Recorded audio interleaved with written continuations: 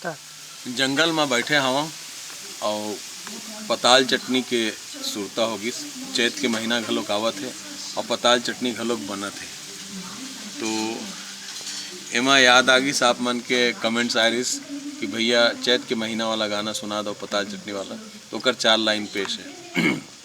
हे चैत के महीना दाई आबे मजनी, हे चैत के महीना दाई आबे मजनी, हे बोरे बासी संग में खवाहूँ तो लाओ पताल चटनी, पताल चटनी दाई पताल चटनी, बोरे बासी संग में खवाहूँ तो लाओ पताल चटनी।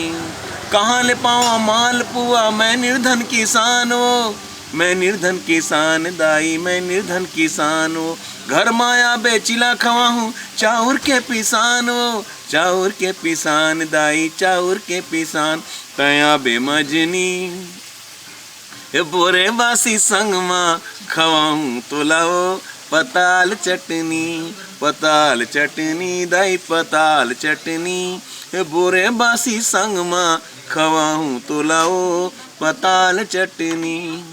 आप बन आदेश करी हो तो आपके आदेश में फिर मैं पूरा भी गाना सुनाई हूँ जब भी हुई मौका। धन्यवाद, नमस्कार। दिलीप षडंगी।